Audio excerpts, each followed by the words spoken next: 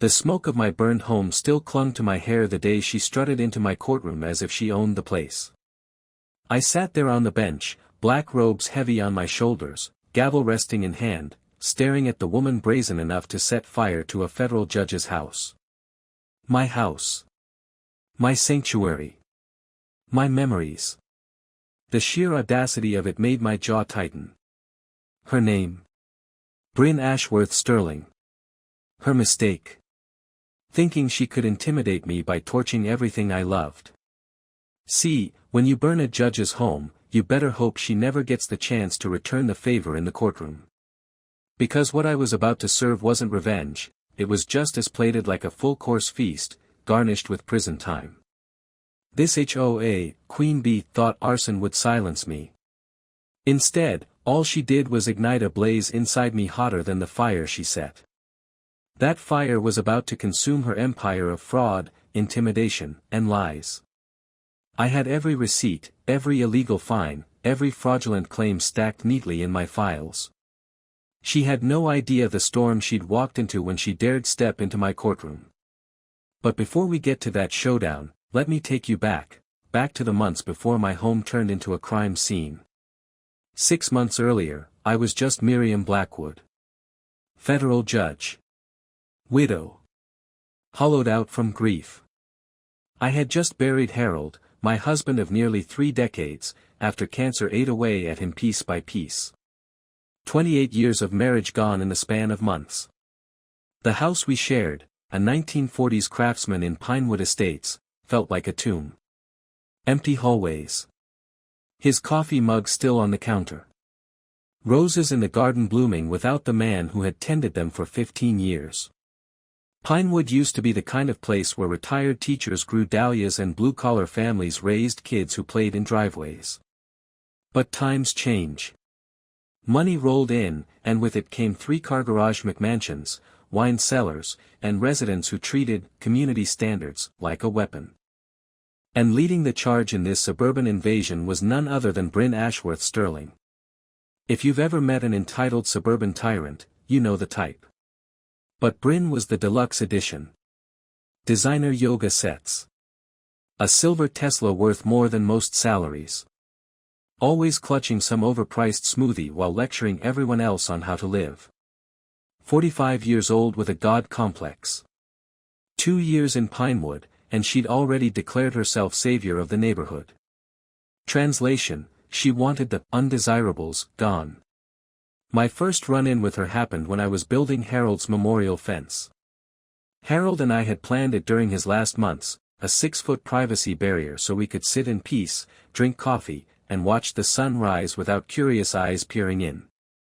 I was finishing the work one crisp autumn morning, the scent of Harold's roses still hanging sweet in the air, when I heard the crunch of expensive boots behind me. "You must be the widow," she said. Not a condolence, not an introduction. Just a cold assessment, as though she were cataloging me like a property defect. "Judge Blackwood," I corrected, wiping soil from my palms. "Oh, right. The judge." She said it like a curse. "I'm Brin. HOA president. We have a problem." Out came her pink tape measure. It snapped open with the precision of a whip. She marched to my fence, stretched it out like she was surveying a crime scene. 6 foot, 2 inches, she declared. "Our regulations clearly state 6 feet maximum. That's a $500 violation plus removal." I straightened slowly, every joint aching from grief and lack of sleep. "Show me the regulation." She flipped through her leather binder, nails clicking like tiny gavels. She searched for 5 minutes, face tightening, but found nothing. Because no such rule existed. I'd hired a licensed surveyor to make sure of it. "Well," she said at last, face blotchy under her spray tan, "we'll see about that, Judge." Her venom was unmistakable. This wasn't about fences. This was personal. That evening, over reheated leftovers and Harold's favorite bourbon, I dug into court records. And there it was. 3 years earlier, Sterling Premium Builders, her husband's company, had stood in my courtroom. They'd tried scamming an elderly veteran out of $30,000 for fake emergency roof repairs. The man's roof had been fine. I'd ruled against them, and I hadn't been gentle. I even referred the case for fraud investigation. Now, standing in my yard with her tape measure, Brin wasn't enforcing standards. She was seeking payback. But she'd made a grave miscalculation. She had targeted a woman who had spent 20 years sentencing rapists, murderers, and con artists without flinching. A woman who had watched her husband die with dignity while planning how to honor his memory. A woman with nothing left to lose, and every tool of the law at her disposal. When I placed my hand on the rough cedar posts of Harold's fence, I reminded myself, this wasn't built to shut the world out. It was built to guard what mattered most, our love, our memories, the sanctuary we created together. Brin Ashworth Sterling had just declared war on that sanctuary. And in my courtroom, we had a word for someone that reckless. Exhibit A. She had no idea what she had just unleashed. 2 weeks later, the siege began. The certified letters started arriving like clockwork, heavy envelopes that made my mailman wince every time he handed them over.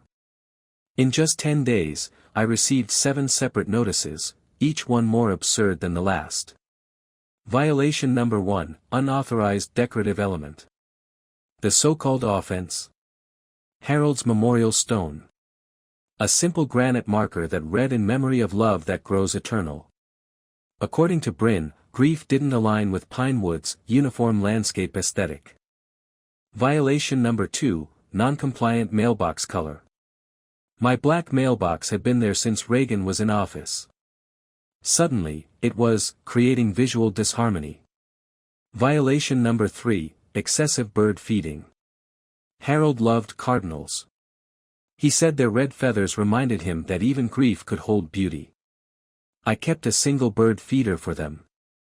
Watching those birds had become my morning ritual, coffee steaming in my hand, mountain air biting my skin, pretending for just a moment that Harold might still walk through the garden. But to Brin, that feeder was now a nuisance condition. Each letter came with threats, fines ranging from $200 to $500, plus warnings of liens and legal action. The paper stock was expensive, embossed with HOA logos. I suspected the printing cost more than the alleged violations. But Brin had no idea who she was dealing with. Back in law school, I'd memorized Colorado's HOA statutes after my own landlord once tried intimidation tactics. Every rule, every loophole, every limit of their power was engraved in my mind. And Brin's violation notices? They were riddled with holes wide enough to drive her Tesla through. Legally speaking, HOA fines had to be reasonable, tied to actual violations, and supported by adopted bylaws. Her letters cited rules that didn't exist, skipped mandatory hearings, and ignored due process. Amateur hour. So, I did what I do best, I built a case. 3 nights in Harold's old office, surrounded by the dusty scent of his law books, I crafted my counterattack. Photos of my property. Spreadsheets cataloging each bogus violation. Cross-references to statutes. A formal complaint to the Colorado Real Estate Commission detailing every illegal move. Evidence preservation wasn't new to me, it was muscle memory. But Brin wasn't content with harassment by mail. She escalated. One Thursday morning, while I was downtown sentencing a drunk driver, my new security cameras captured her latest stunt. Brin arrived at my house with her inspection crew, an interior designer dressed head to toe in white and a personal trainer carrying a clipboard like it was a law degree. For 2 hours, they stalked around my yard, pointing dramatically at Harold's roses like 15 years of cultivation had personally insulted their sense of style. The trainer, muscles bigger than his brain, scribbled on forms that looked official but meant nothing. That evening, I reviewed the footage with rising fury. They weren't just harassing me. They were manufacturing evidence to justify non-existent fines. In my courtroom, that had a name, conspiracy to commit fraud. And then came the knock at my door. Walt Henderson stood on my porch, pipe smoke curling around his lined face, voice low and urgent. Walt had lived here since 1965. He'd seen Pinewood change from working-class haven to gentrified battleground. "Judge," he said, shifting nervously. "This Brin woman's not just after you. She's been targeting folks all over. Remember the Rodriguez family?" Of course, I did. A sweet family forced to remove their Virgin of Guadalupe statue because Brin declared it non-conforming religious imagery. They'd been fined into submission before finally selling their home. "And that single mom down the street?" Walt continued. "She got fined for her kids' chalk art. Rainbows. Hopscotch. Called it defacing community property. Charged her $300. His words landed heavy. Like pieces of a puzzle clicking into place. This wasn't just about me. Brin was waging a campaign, a systematic purge of anyone she deemed undesirable. Minorities. Single mothers. Elderly residents on fixed incomes. And now, a widowed federal judge who had once humiliated her husband in court. That night, I sat in Harold's office with pen scratching against paper, documenting every revelation. His voice echoed in my memory, "Good legal strategy is like surgery. Precise. Methodical. Devastatingly effective when executed properly." I could feel the case crystallizing in my hands. Brin wasn't simply a petty tyrant with a tape measure. She was running a harassment machine, weaponizing HOA bureaucracy as cover for discrimination and fraud. And she had made a catastrophic mistake, picking a fight with someone who not only understood the law but wielded it for a living. Harold used to joke that judges were just referees with law degrees and permanent scowls. Maybe so. But in this game, I wasn't just the referee anymore. I was about to be the opposing team. And Brin Ashworth Sterling was about to learn exactly how badly she'd underestimated me. Brin's next move was bold enough to cross from harassment into full-blown criminal stupidity. It happened one afternoon while I was downtown, sentencing a man for beating his wife. My security system, military-grade now, thanks to Harold's paranoia about burglars, recorded every second. There she was. Brin, in her designer yoga pants, marching into my backyard as though she'd purchased the deed. Pink tape measure dangling from her hand like a weapon. She strutted from corner to corner, photographing everything from bizarre angles that would make a paparazzi blush. But the part that made my blood boil? She pressed her face against my kitchen window. Hands shielding her eyes, peering inside at Harold's coffee mug still resting on the counter, the one I couldn't bring myself to wash. His last trace in that kitchen, desecrated by her nosy eyes. And then came the real violation. She yanked open my back gate, checked to make sure the latch wouldn't catch, and walked away with a smug little smirk. Not carelessness. Deliberate sabotage. That evening, when I came home exhausted from court, I found my sanctuary breached. And worse, my worst fear realized. Gavel was missing. Gavel wasn't just a pet. He was family. Harold had rescued that scrawny tabby from the courthouse parking lot during a thunderstorm 3 years earlier. The cat had sat on Harold's lap through chemo, purring comfort into his pain. After Harold passed, Gavel became my tether to him, the last living piece of our 28 years together. Now he was gone. Panic slammed into me like a physical blow. I spent 3 days searching. Calling his name until my throat went raw. Walt organized neighborhood search parties. Even the Rodriguez family, who had moved away after Brin's harassment, drove back to help. We scoured alleys, stormed drains, every corner of Pinewood. And then the phone rang. Judge Blackwood? The voice was urgent, tinged with sympathy. This is Dr. Martinez at Mountain View Animal Emergency. Someone brought in a cat matching your description. He's in pretty bad shape. I found Gavel in an oxygen tent, barely conscious. His ribs broken, his body dehydrated, eyes glazed with trauma. The vet's words shook me to my core. These injuries are consistent with being chased. Maybe by machinery. High-powered leaf blowers. Lawn equipment. The stress nearly killed him. $800 in emergency surgery later, my rage turned to stone-cold fury. I went back to my security footage. And there it was. 1 hour after Brin's trespassing, her landscaping crew arrived. Industrial-strength blowers roaring like jet engines. They'd driven Gavel through the open gate, chasing him down the street until he collapsed in a storm drain. This wasn't negligence. This was cruelty. Intentional. And in my book, it was attempted murder of my family. But here's where Brin sealed her own fate. She'd committed multiple felonies against someone who knew exactly how to turn the legal system into a weapon. First, I changed every lock and plastered no trespassing signs across my property. Then I filed criminal charges, unlawful entry, animal cruelty, and conspiracy. But I wasn't finished. I called Sarah Morgan, Channel 7's Bulldog investigative reporter, the kind of journalist who could smell suburban corruption from miles away. Within days, her segment aired, Judge vs. HOA, When Watchdogs Bite Back. The footage of Brin trespassing, the landscapers chasing my cat, the evidence of fraudulent fines, it all played out in brutal clarity on television screens across Colorado. The community response was nuclear. Donations poured in, not just for Gavel's vet bills, but for legal funds to dismantle Brin's HOA tyranny. Social media exploded with the hashtag #JusticeForGavel. 3 law firms offered pro bono support. The Colorado Attorney General's office called me directly to discuss civil rights violations. And most importantly, 5 more families came forward with their own horror stories. Mrs. Morgan, an elderly widow, forced to dismantle her late husband's memorial garden.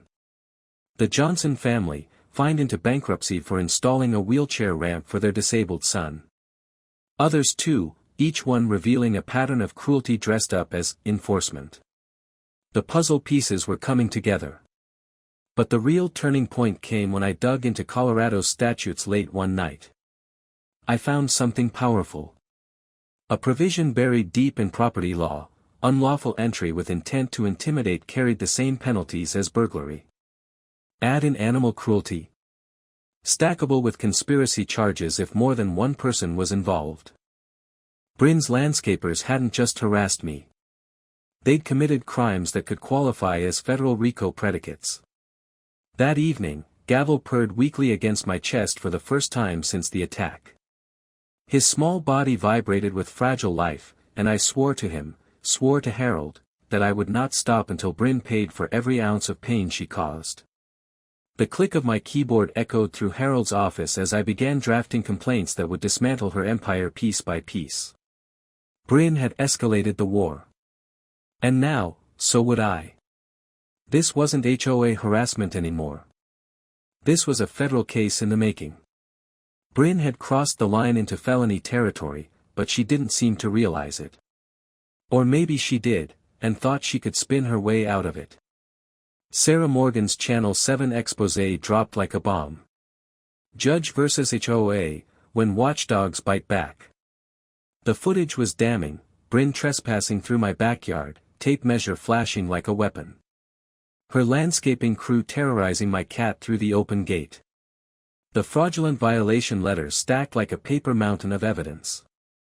Colorado saw the truth. Community outrage ignited overnight. Donations poured in for legal fees.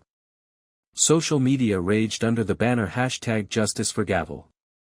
Neighbors who had once kept their heads down now rallied in the open. The HOA's reputation tanked faster than a crooked politician caught on tape. And that was just the beginning. 3 law firms called me personally, offering pro bono services. The Colorado Attorney General's office scheduled a meeting.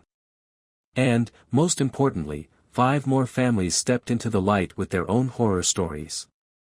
Mrs. Morgan, elderly and frail, forced to rip out her husband's memorial garden.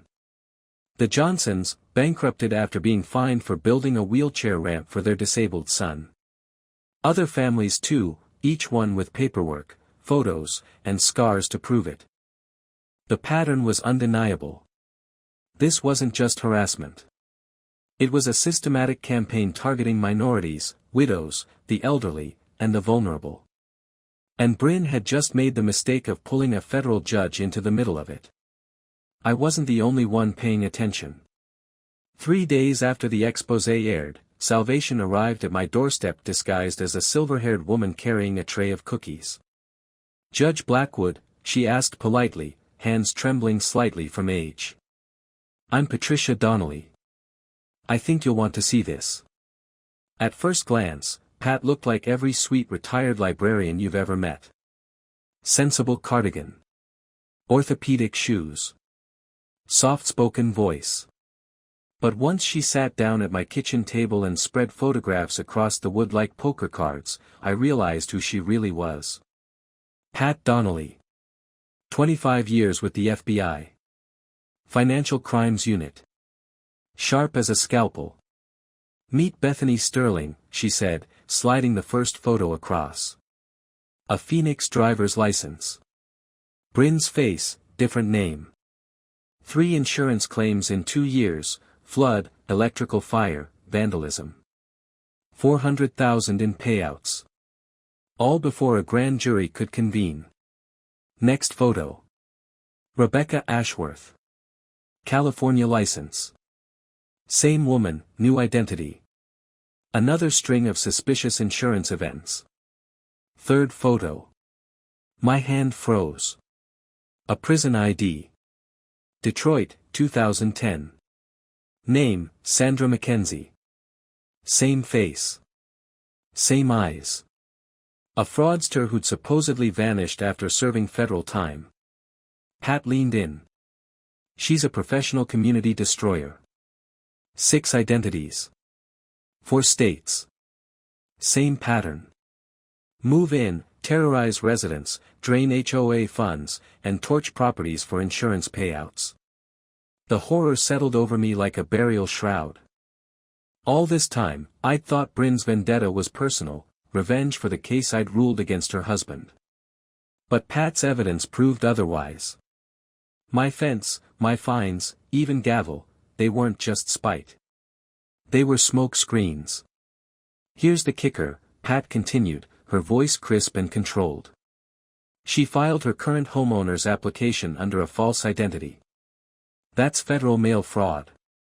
And her policy? She tapped a folder. She bought the house for $800,000. Insured it for nearly $3 million.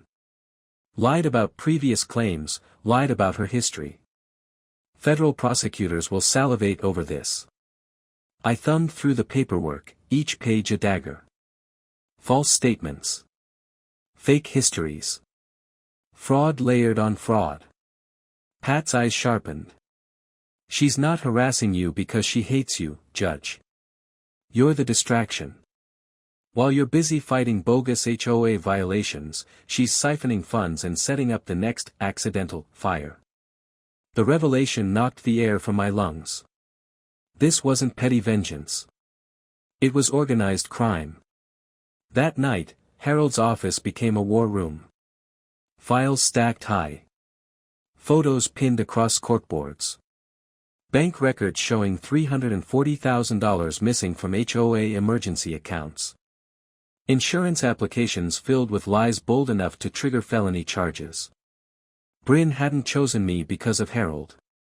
She'd chosen me because terrorizing a federal judge gave her the perfect smokescreen for systematic theft. But in her arrogance, she'd made a fatal miscalculation. She wasn't targeting helpless elderly residents anymore. She was targeting someone who understood exactly how to dismantle criminal empires, using the very system she thought she controlled. Pat's voice echoed in my head as I typed late into the night, "She's planning to burn your house down, Judge. The harassment is just cover. Your property is already marked for destruction." I traced the notes Harold and I had made during his final months, plans for electrical upgrades, foundation reinforcements. Brin had stolen those blueprints from Sterling Builder's database, marking weak points like a predator mapping prey. My hands shook as I realized it. She wasn't just harassing me. She was preparing to erase every memory Harold and I had built together. But now, I had her. Not as a neighbor feud. Not as HOA harassment. As a federal case. RICO. Fraud. Identity theft. Conspiracy. Arson. The kind of case prosecutors dream about. And this time, I wasn't just fighting for myself.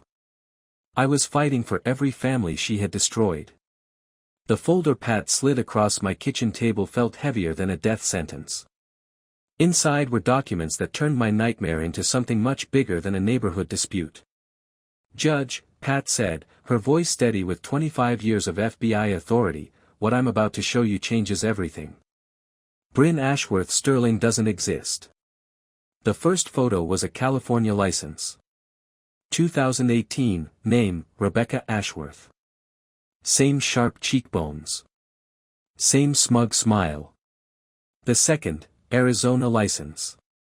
2015, Bethany Sterling. The third made my coffee slip from numb fingers. Detroit, 2010. Federal prisoner ID. Sandra McKenzie. The same woman. 6 lives. 4 states. A trail of fire and fraud behind each alias. She's a professional predator, Pat explained, arranging the photos like evidence at trial. For the last decade, she's infiltrated HOAs, drained funds, staged accidents, and vanished before investigators caught up. 15 confirmed communities destroyed. $4 million stolen.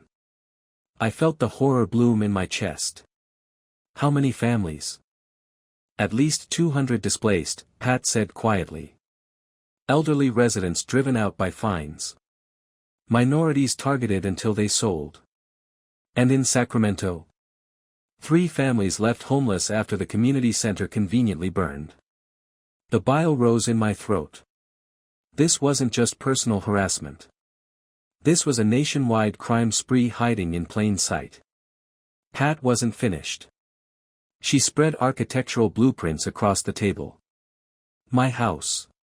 Harold's and mine. Notes scrawled in the margins, foundation access points, electrical vulnerabilities, optimal fire spread. She's been planning to burn you out since the day she moved in, Pat said flatly. The harassment?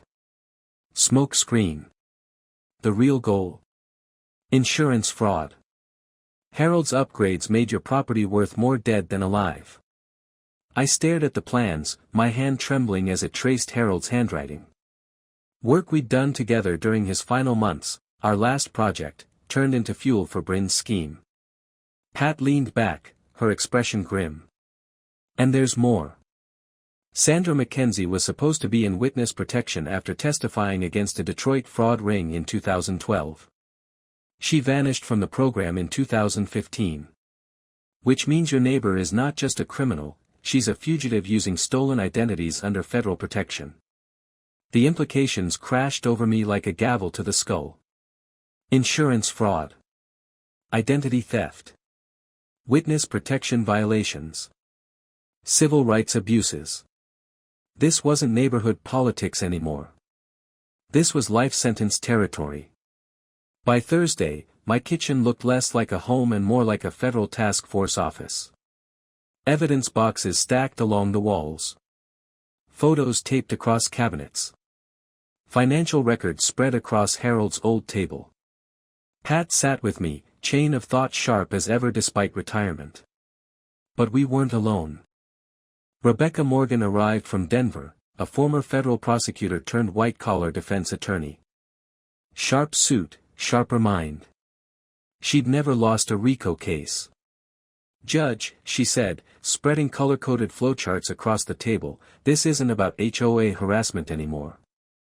We're dismantling a decade-long crime spree." Walt Henderson puffed his pipe in the corner, his network of neighborhood allies feeding us statements and records. What Brin had dismissed as old man gossip was becoming a gold mine of witness testimony. Together, we became an unlikely war counsel, a widow judge, a retired FBI agent, a legal predator, and a veteran neighbor with more community trust than any elected official.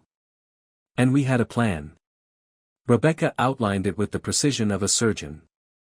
Federal charges first, she said. Mail fraud across state lines. 20 years minimum. Wire fraud for siphoning HOA accounts. Add another 20. Identity theft through witness protection programs.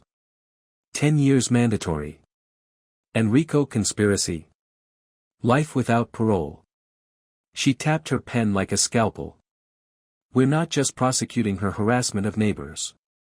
We're dismantling her entire criminal enterprise. Pat handled coordination with agencies, Treasury, FBI, the Colorado Bureau of Investigation. Her Rolodex of contacts still worked better than most active agents. By tomorrow morning, Pat assured us, she'll have more federal surveillance on her than a terrorist cell. My role was clear: evidence preservation and victim coordination. Skills I'd honed through 2 decades on the bench. Walt's role: community intelligence. 60 years of relationships meant everyone trusted him. Every family she's hurt is ready to talk, he said. The Johnsons kept records of disability discrimination. Mrs. Rodriguez has witnesses lined up. People are angry, Judge. They want justice. The pieces were falling into place. Our strategy had 3 prongs. Federal annihilation. Build charges so airtight they'd smother any plea deal. State prosecution. Coordinate with Colorado's AG on civil rights violations. Civil demolition. Freeze assets, seize HOA accounts, and deliver restitution to victims. Rebecca's smile was razor-sharp. By the time we're done, Brin won't just lose her freedom. She'll lose every penny she ever stole. Pat had already upgraded my security system into evidence-grade surveillance. Microphones calibrated to pick up conversations 3 houses away.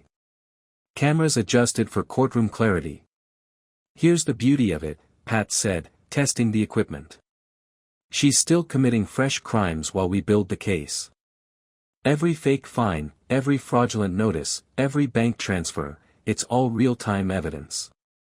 The walls of my kitchen buzzed with purpose. Walt typed up victim lists. Rebecca drafted injunctions to freeze HOA funds. I organized impact statements from families Brin had terrorized.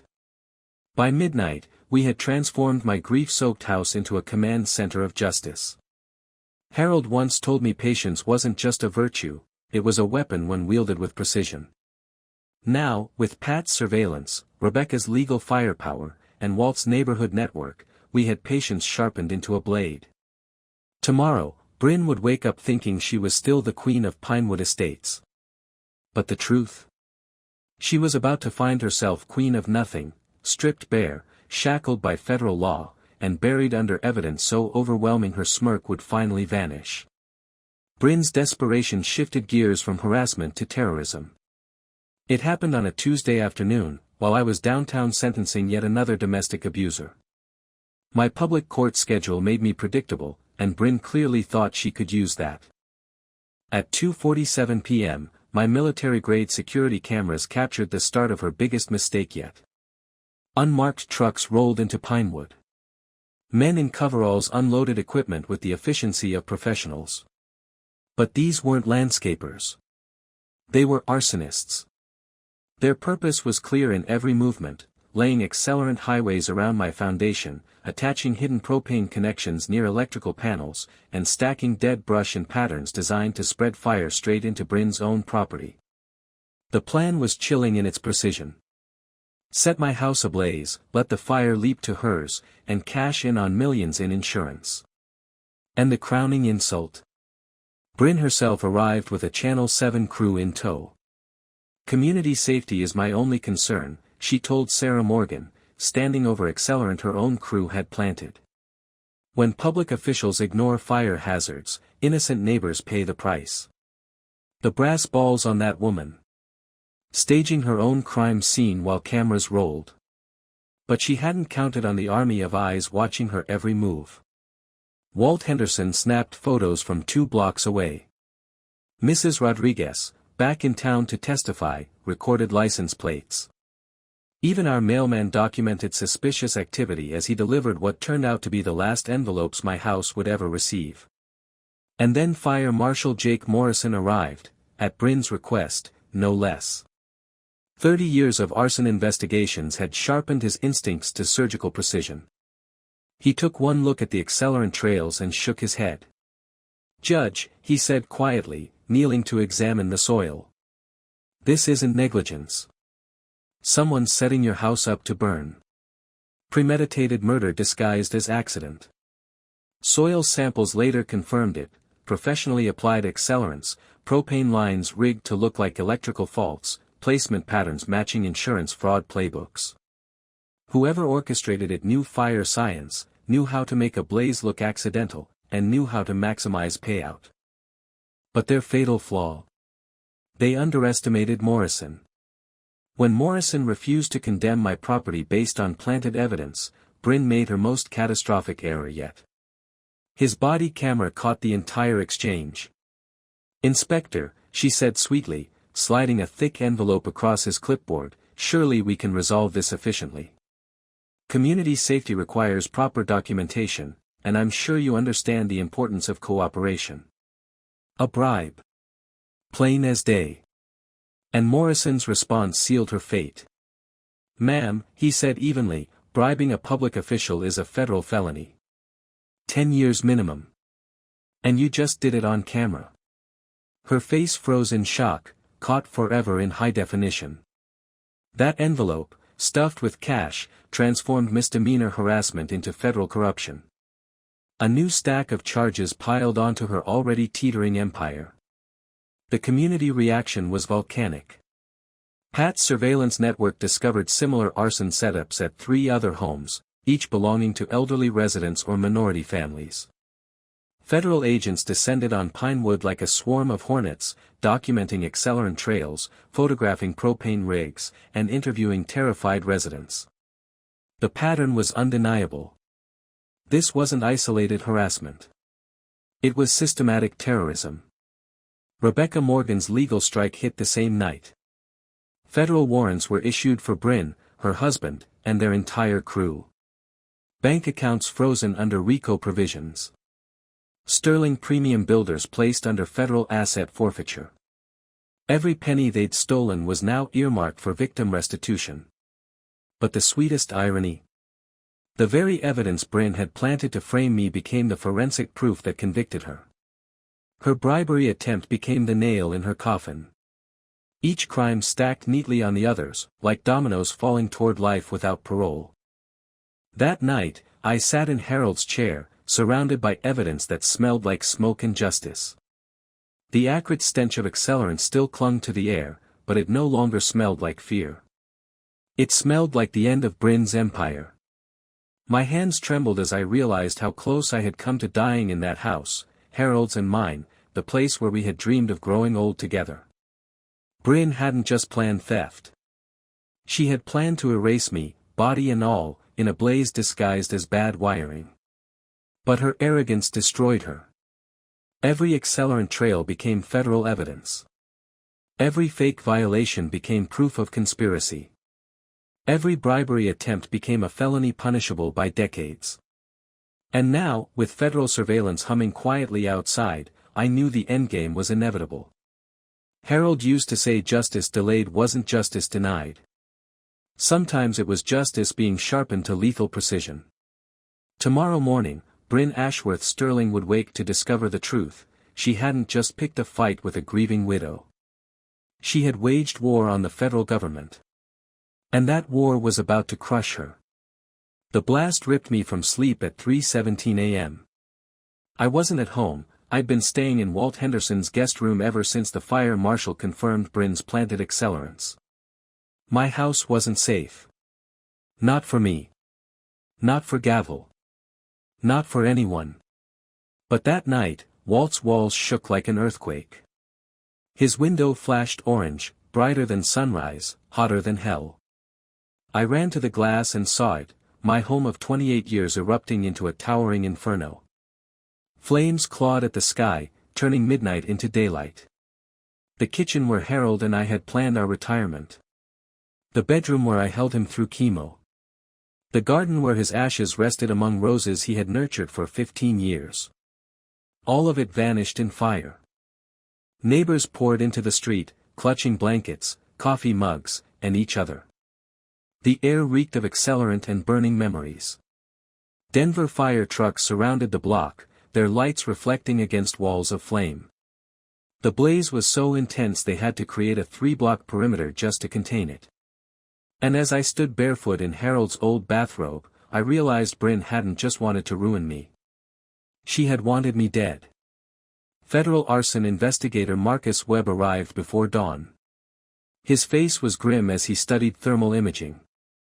"Judge, this wasn't random," he told me, pointing to the glowing lines that formed across the foundation. These accelerant highways were laid with precision. Someone wanted you dead, and wanted it to look accidental. The evidence was overwhelming. My fireproof security system had survived, capturing every second in high definition.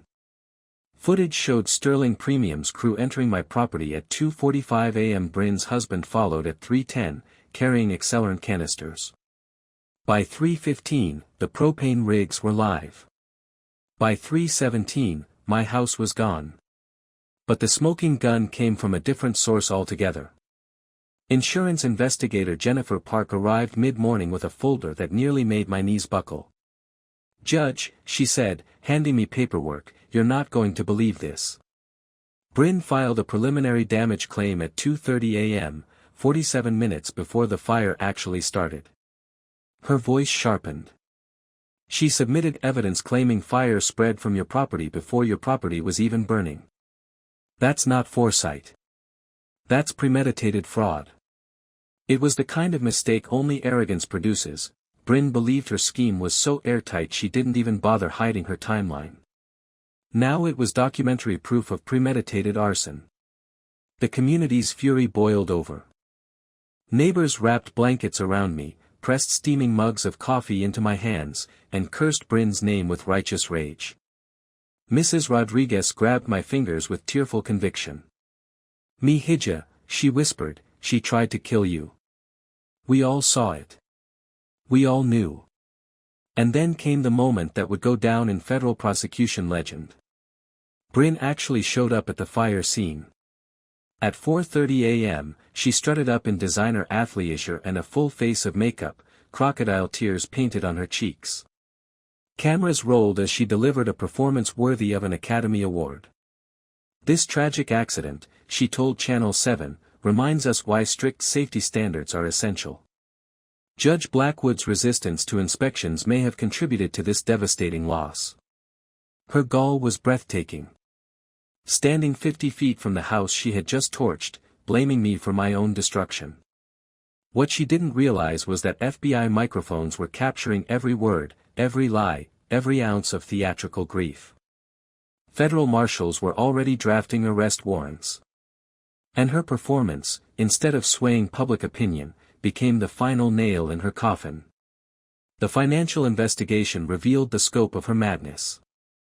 She had embezzled over $340,000 from HOA funds to finance the arson. Her insurance valued her house at $2.8 million, despite having bought it for $800,000. The pre-filed claim would have triggered payouts exceeding the GDP of some small nations. But the net had already closed around her. Bank records traced payments to known arsonists. Cell phone data placed her crew at the scene. Insurance applications dripped with lies so bold they'd guarantee convictions in all 50 states. Rebecca Morgan struck quickly. Federal marshals raided Brin's home at dawn. Both she and her husband were dragged away in cuffs, their assets seized under RICO forfeiture. Sterling Premium Builders was dissolved overnight, its accounts redirected to restitution funds. The charges stacked higher than the flames that had consumed my house: attempted murder of a federal judge, first-degree arson, insurance fraud, money laundering, criminal conspiracy, RICO violations. It was a prosecutor's dream. And Brin's nightmare. That evening, I sat in Walt's kitchen surrounded by federal agents from 3 states. They coordinated over evidence, their radios buzzing with satisfaction. The smoke still clung to my clothes, bitter and acrid. But it no longer smelled like destruction. It smelled like justice. Harold's house was gone. My memories reduced to ash. But in that fire, Brin had burned herself. Every lie. Every fraud. Every ounce of arrogance. She had tried to erase me. Instead, she had handed federal prosecutors everything they needed to erase her. And when the handcuffs clicked around her wrists, it sounded like Harold whispering approval from wherever judges go when they leave this world. Sometimes, justice doesn't just survive fire. Sometimes, it rises from the ashes sharper than ever. 7 days after my home was reduced to ashes, Brin Ashworth Sterling walked into my courtroom in chains. Gone were the designer leggings and smug expressions. In their place, an orange jumpsuit, shackled wrists, and a glare that could have powered a small city. The irony was so perfect it almost felt orchestrated by Harold himself. The woman who had strutted into my yard with a tape measure was now Exhibit A in a federal trial. The courtroom overflowed. Federal marshals flanked every door. FBI agents, insurance investigators, and prosecutors from 4 states crammed into the gallery. Channel 7 cameras rolled from the back row. Even the Colorado Attorney General sat in the front, pen scratching notes for new legislation. But most important were the families Brin had tormented. Mrs. Rodriguez, clutching rosary beads in trembling hands. The Johnsons, their disabled son's wheelchair gleaming under fluorescent lights. Elderly couples driven from their homes. Single mothers fined into poverty. 17 families in all, witnesses to her reign of terror, now witnesses to her downfall. Judge Patricia Morrison presided, my colleague and friend, stepping in after I recused myself. Her presence radiated authority. She rapped her gavel once, and silence dropped over the packed courtroom like a burial shroud. The people of Colorado versus Brin McKenzie, Morrison intoned, her voice steady. Also known as Bethany Sterling. Also known as Rebecca Ashworth. Also known as Sandra Mitchell. The list of aliases alone took 30 seconds to read. Then came the charges, 4 full minutes of them. Attempted murder of a federal judge. First-degree arson. Insurance fraud across multiple states. Money laundering. Criminal conspiracy. RICO violations. Identity theft. Witness protection fraud. Civil rights abuses. By the time Morrison finished, the air felt heavier. Like every word was a stone laid on Brin's back. Her attorney, an overworked public defender who looked like he hadn't slept in 3 days, rose shakily.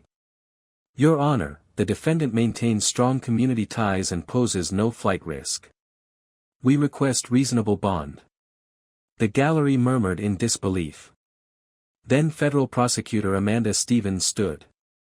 Her tone carried the confidence of someone holding a royal flush. Your Honor, the defendant has operated under 6 false identities across 4 states, stolen more than $4 million, and destroyed 15 communities. She attempted to murder a sitting federal judge by burning down her home. And she had the audacity to appear on live television blaming the victim for her own destruction. The gallery buzzed with outrage. Federal marshals shifted, ready for an eruption. And then Brin made her final mistake. She asked to address the court. Chains rattled as she stood, eyes locking on me with sociopathic arrogance. Your Honor, she began, her voice smooth and venomous, Judge Blackwood has orchestrated this vendetta. She weaponized her position to harass law-abiding homeowners. She has turned the federal government into her personal army. This entire prosecution is nothing more than judicial abuse masquerading as justice. The silence was electric. Federal agents exchanged looks promising more charges. Prosecutors scribbled notes like wildfire. Families in the gallery leaned forward, fury simmering. But Judge Morrison didn't flinch. Her voice was iron. "Miss Mackenzie, you stand accused of attempting to murder a federal judge by burning her house while she slept. You embezzled hundreds of thousands from community funds. You operated under stolen identities while terrorizing minorities and the elderly. You filed fraudulent insurance claims totaling millions. And you bribed a fire marshal on camera." She paused, letting each word sink like a nail in a coffin. "The evidence against you includes security footage, recorded bribery attempts, fraudulent financial records, and testimony from dozens of victims. You are not a victim of judicial vendetta. You are a domestic terrorist who targeted a community for destruction." Brin's face crumpled. For the first time, arrogance cracked. Morrison continued, voice like thunder. "This court has reviewed evidence that you destroyed 15 neighborhoods and displaced more than 200 families. Your actions constitute systematic civil rights violations. You will be prosecuted to the fullest extent of federal law." The gallery erupted. Applause thundered, tears flowed, and for once, federal marshals didn't intervene. Mrs. Rodriguez sobbed with relief. Walt pumped his fist like his team had just won the World Series. Families who had lived under Brin's shadow for years finally saw daylight. "Bond is denied," Morrison declared, her gavel echoing through the chamber. "The defendant poses an extreme flight risk and danger to the public. Remand to federal custody pending trial." The cheers grew louder. As marshals led Brin away, she twisted to face me one last time. Her glare was pure venom. "This isn't over," she hissed. "You'll never prove I meant to kill you." The courtroom froze. I stood, black robes heavy with 20 years of federal authority, and spoke the final words that closed her chapter. "Mrs. Mackenzie, thank you for your confession of premeditated intent. Federal prosecutors now have your own admission on the record." Her face went pale as the weight of her words crashed down. She had buried herself. And the echo of Harold's voice filled my heart. "Sometimes justice doesn't need your anger. Sometimes it just needs your patience." 2 years later, I stood in my rebuilt kitchen, sunlight pouring across fresh countertops, watching cardinals feast at Harold's memorial feeder. Their wings flashed red against the garden roses he planted, now thriving more brilliantly than ever. Gavel sprawled across the windowsill, healthy again, his purr commanding like the gavel I once wielded in court. He was Harold's final gift, my living reminder that even after fire, life could bloom. By then, Brin Mackenzie, or Bethany Sterling, or Sandra Mitchell, or whatever name she tried to hide behind, was locked away in federal maximum security, sentenced to life without parole. Her trial had been every prosecutor's dream and every defense attorney's nightmare. The jury deliberated just over 3 hours, most of it spent deciding on lunch, before convicting her on every count: attempted murder of a federal judge, arson, fraud, conspiracy, civil rights violations, and more. Her husband wasn't spared. 25 years for conspiracy and fraud. Sterling Premium Builders dissolved, its assets liquidated and redirected to the families they had robbed. The restitution totaled $3.2 million, spread across 4 states, creating the largest HOA fraud repayment in American history. But the real victory wasn't measured in money. Pinewood Estates was reborn. Walt Henderson, once the quiet old neighbor with a pipe, became the community's unanimously elected HOA president. Under his leadership, the bylaws were rewritten from the ground up. Transparency was non-negotiable. Monthly financial reports published online. Mandatory mediation before any legal action. Fines capped at $50 without community approval. And, most importantly, systematic discrimination was outlawed. Any board member caught targeting residents based on age, race, or income was removed immediately. What had once been Brin's kingdom of fear became a blueprint studied in law schools nationwide. Colorado passed the Pinewood Protection Act, mandating HOA transparency and limiting enforcement power. 15 other states followed suit, protecting millions of families from future Brins. What Brin meant for terror became a legacy of protection. The ripple effect stretched further than I could have imagined. The Judge Harold Blackwood Memorial Scholarship, seeded by book deals, documentaries, and grateful donations, grew to nearly $1 million. Each year it funded first-generation law students committed to community justice. The star recipient that year was Maria Rodriguez, daughter of the family Brin had driven out. She was headed to Harvard Law, determined to fight the very predators who had once broken her family. And Pinewood hosted something new, the Justice Festival. Thousands gathered each summer to celebrate resilience. Walt's bluegrass band played. Vendors donated proceeds to legal defense funds. Pat Donnelly ran packed workshops teaching neighbors nationwide how to spot financial fraud. In its first 3 years, the festival inspired investigations that shut down 41 copycat HOAs across the country. Communities that might have suffered Pinewood's fate were saved instead. My own career changed too. The American Bar Association created the Blackwood Award, honoring judges who defended civil rights under extreme pressure. I was invited to lecture at law schools about protecting communities without compromising judicial integrity. But recognition wasn't what mattered most. What mattered was standing on my porch at dusk, listening to the gentle hum of cicadas and children's laughter replacing the sirens and shouting Brin had brought. Pat tended her garden next door, Walt taught kids harmonica in his driveway, and neighbors shared meals on porches once shuttered by fear. Justice wasn't just punishment. It was protection. Healing. Hope. One evening, as sunset painted the sky in gold, I leaned against Harold's rebuilt fence and watched cardinals dart across the yard. I thought of every family Brin had harmed, every neighborhood she had scarred. And I thought of how her fire had forged something she never intended, a community stronger than she could ever break. Here's my message to anyone living under the thumb of an HOA tyrant, anyone staring down a tape measure wielded like a weapon. Document everything. Organize your neighbors. And never let bullies win through silence. Your story could become someone else's salvation. And when justice comes, it will come sharp, relentless, and permanent. Brin once believed she could erase me with flames, bury me in fraudulent fines, and crush me under the weight of her lies. Instead, she erased herself. Her empire of fraud collapsed the moment she overreached. Every accelerant trail, every fake violation, every bribe became another chain dragging her into the abyss. Now, she spends her days behind concrete walls, her name reduced to a number, her arrogance silenced by the same justice system she mocked. And me? I walk through Pinewood Estates each morning with gavel perched proudly in my arms. Neighbors wave from freshly painted porches. Children ride bikes along sidewalks once patrolled by fear. Walt's pipe smoke drifts gently as he surveys gardens that flourish where weeds of corruption once choked the soil. We rebuilt not just houses, but hope.